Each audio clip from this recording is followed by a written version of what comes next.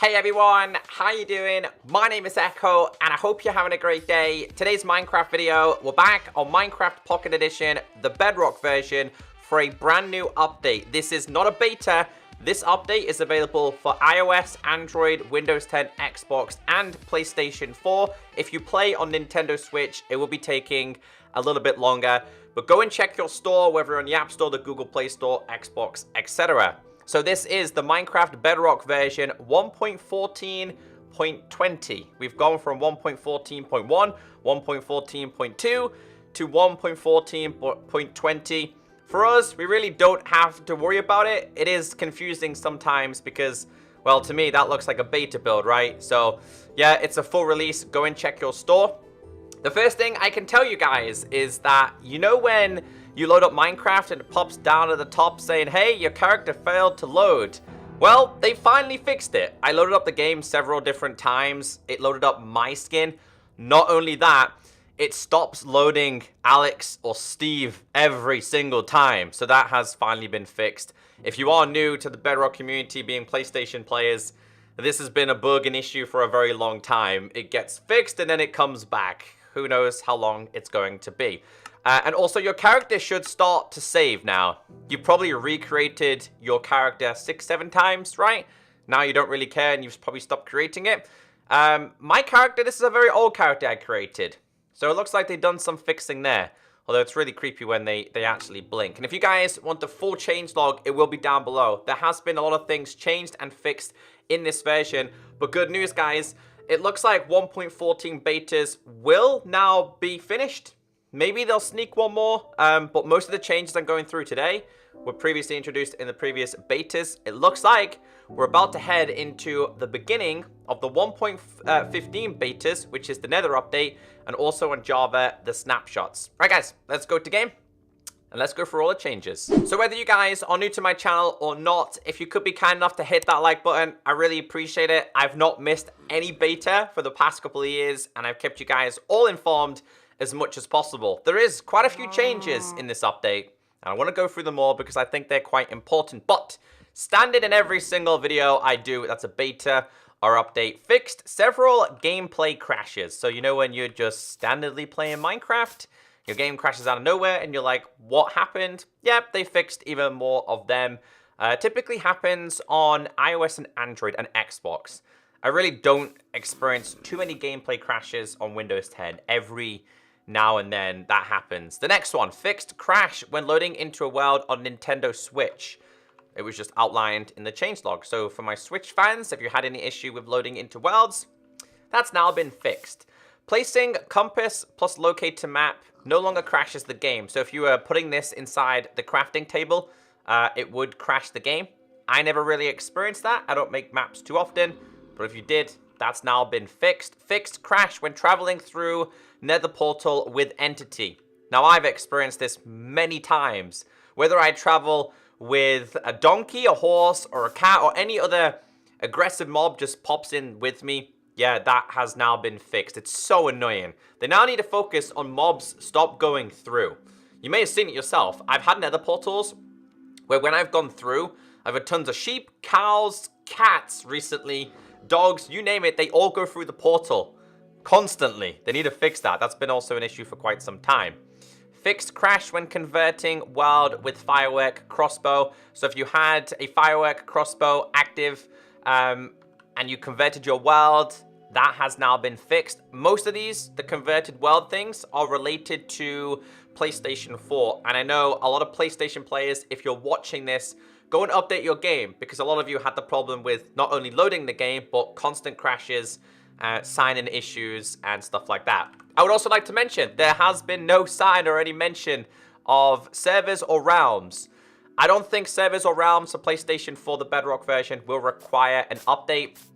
That's more server-side than basically ticking it and making it active.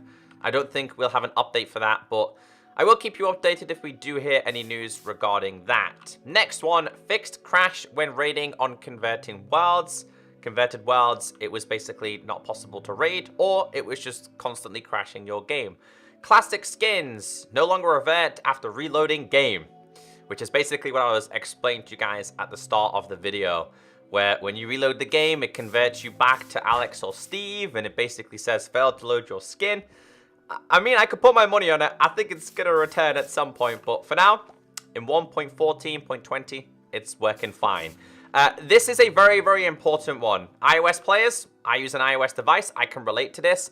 Fixed .mcworld/.mc template on iOS 13 devices. This might be past 13 as well. You were unable to install .mcworlds or .mc templates. It just wouldn't load up Minecraft. So when you tap on it, it used to then say, would you like to open with Minecraft?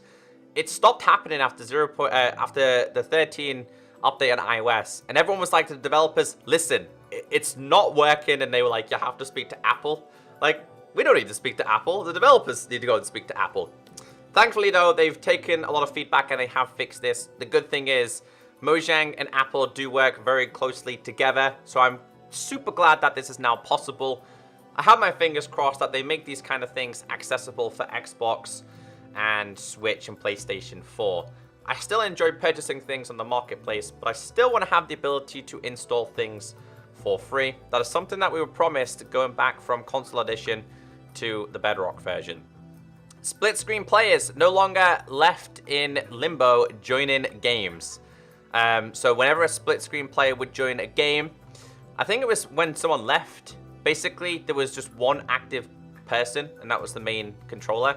The other one wouldn't really work properly. So if you're a split screen player, and there's probably a few of you out there, hopefully it works correctly. So now you can go and play with your friends, your brothers, your sisters, your cats or dogs, your mothers, your fathers, a lot more successfully. Projectiles can be shot through honey block gap. And this is this one here, by the way, because this is kind of classed as transparent. I'm not really fully into my redstone, so I really don't know how to show you guys an example. Maybe if we grab projectiles. Would it class snowballs as projectiles? Can they be shot through? Oh, there you go. Yeah, so if we fire it there, it breaks. There we go. So projectiles can now be thrown through. What about an arrow? What about an arrow? Let's go with a bow. I can't type. Let's try this. So if we grab an arrow. Yeah, it's over there. Well, yeah. So I don't know what the uses could be for this. Does anybody have any kind of use for this? I don't know. It does seem to go through and then it falls down very slowly and breaks. I like that. That's pretty cool. So this next one's still not 100% perfect, and it does need a little bit of work. And this is to do with players no longer jump when you flick the lever, right? What would happen is your player would kind of jump up and down. So with honey blocks, you stay still. With slime blocks, you slide. See, when I'm flicking this, it's still a little bit laggy. Basically, you would jitter before this update.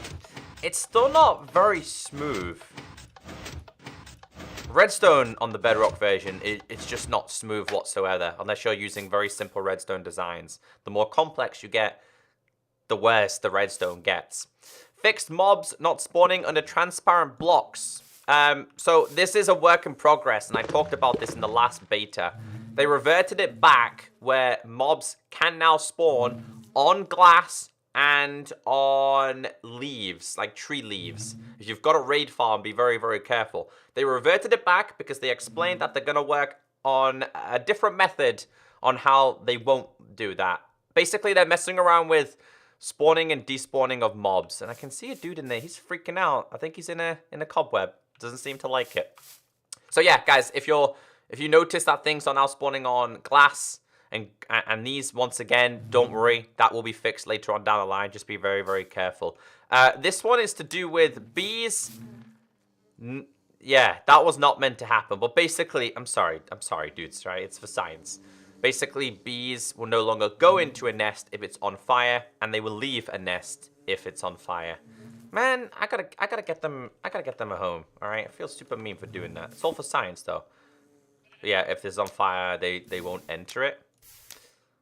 I didn't know it would burn that fast, though. It did burn pretty fast there. Fixed tame wolves not breeding.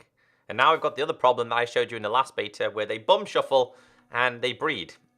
Parrots sit correctly on shoulders of converted worlds. I think this is to do with the alignment of a converted world. So if I was standing here with a parrot on my shoulder, converted the world, it sits there perfectly now, rather than it not fitting perfectly.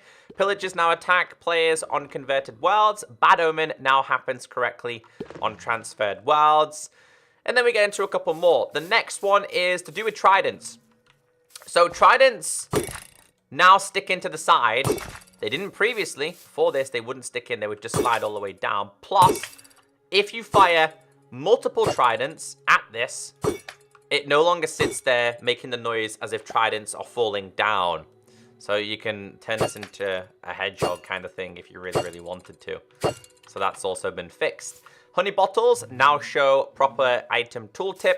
Undyed sugar boxes now keep their colors on converted worlds. There has been UI fixes. The bee nest now sits correctly using the / summon or set block command. So if you're using commands, it now works correctly. Add-on / map maker fixes and changes. If you want to see more, feel free to see the changelog. I think I missed 1 or 2 basic changes out. They just didn't need to be covered in today's video. But as always, guys, I highly recommend going to check the official changelog because this way you're fully updated with what has changed. This might not be a massive feature update, but it's definitely a step in the right direction leading towards the 1.15 Nether beta, which of course will be available for Windows 10, Android, and of course Xbox. The last thing is, I just want to see if we can throw this through here. We can throw it through there. Man, I'm super impressed. Guys, have a great day. And of course, I'll catch you next time. Bye.